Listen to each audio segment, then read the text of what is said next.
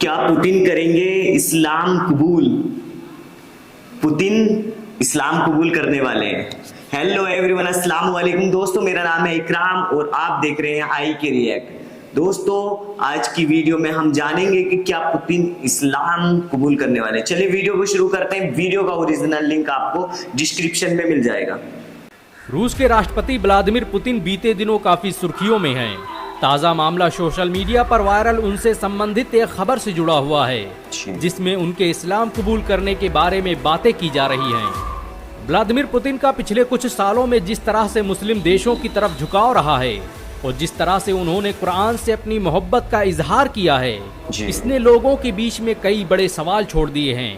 और सबसे बड़ा सवाल यही है कि क्या रूस के राष्ट्रपति व्लादिमीर पुतिन इस्लाम कबूल करने वाले हैं। हाल ही में आई कुछ रिपोर्ट के मुताबिक यूक्रेन युद्ध के शुरू होने के बाद से व्लादिमीर पुतिन का रुझान मुस्लिम देशों खासकर इस्लाम की तरफ बड़ी तेजी से बढ़ा है। बीते कुछ सालों में उन्होंने न सिर्फ रूस में नई मस्जिदों के उद्घाटन में हिस्सा लिया, बल्कि हाल ही में जब उन्हें मुस्लिम धर्मगुरुओं ने कुरान तोहफे में दिया तो उसे उन्होंने सीने से लगा लिया। उन्होंने कहा कि उन्हें समझ में नहीं आ रहा है कि वो इतने कीमती तोहफे को किस जगह पर रखें।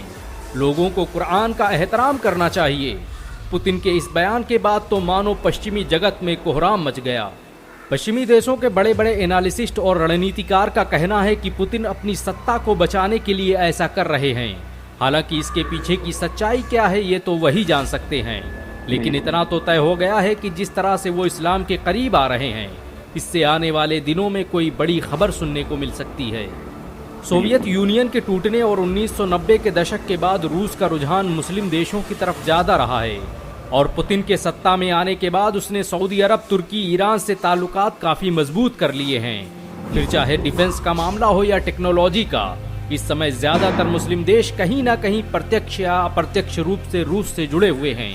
कहा जाता है कि पुतिन ने एक बार तुर्की के राष्ट्रपति रजब तैयब एर्दोगान और ईरान के सदर से मुलाकात की और उन्होंने ऐसी बात कह दी जिसे सुनकर दोनों हैरान रह गए।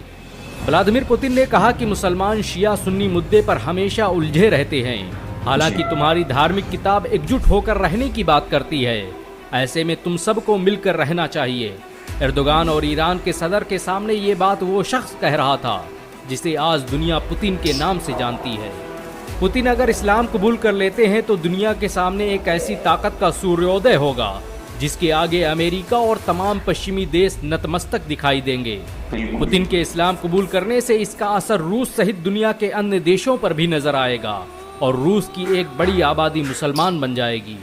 पुतिन के इस्लाम कबूल करने के बाद दुनिया में एक ऐसा गठबंधन जन्म लेगा जिसके पास दुनिया की सबसे आधुनिक टेक्नोलॉजी और हथियार होंगे और इसे मात देना कभी आसान नहीं होगा। रशिया, सऊदी अरब, तुर्की और कतर, ईरान का ये गठजोड़ ऐसी क्रांति पैदा करेगा जिसे रोकना अमेरिका और ब्रिटेन जैसे देशों की बस की बात नहीं होगी। पुतिन के इस्लाम कबूल करने के बाद इसका दुनिया की राजनीति पर गहरा प्रभाव पड़ेगा। एक मुस्लिम शासक के रूप में पुतिन दुनिया के सबसे बड़े और ताकतवर मुस्लिम राजनेता बन जाएंगे।